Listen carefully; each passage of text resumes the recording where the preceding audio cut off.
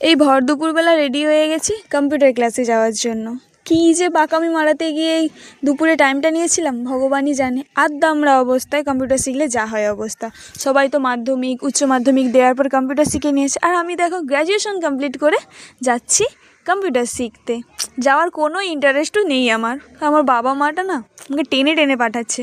কী যে বলবো, আমার বাবা মাটা এত ভালো, এত কুসন্তান কেন জন্ম দিল কে জানে, ভগবানই জানে। আমিও এই যাওয়ার কোনো ইচ্ছা নেই, রোদে রোদে যেতে হচ্ছে।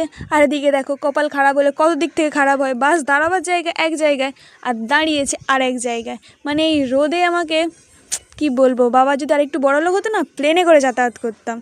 প্রতিদিন দেরি করে করে যাই, তাই টিচার আমাকে গালি দিয়েছে। তাই একটু তাড়াতাড়ি যাওয়ার চক্করে ভগবান আধ ঘন্টা আগে চলে এসেছি। দেখো পুরোই রুম ফাঁকা, বসে বসে বোর হচ্ছিলাম। যাই হোক, চুলের ঢং করছিলাম। চুল ছেড়ে ঘোরা ছাড়া তো আমি কোনো স্টাইলই জানি না, তাই বসে বসে স্টাইল করছিলাম। দেখি এই তো বেশ ভালোই বানিয়েছি। কে বলে আমি কিছু পারি না, আমি সব পারি। তারপরে এই ক্লাস শেষ করে বাড়ির দিকে যাচ্ছি, রাস্তায় লোক দেখছি। ঠিক আছে, আমি যতক্ষণ বাড়ি যাই, দেখা হচ্ছে নেক্সট কোনো ভিডিওতে। টাটা।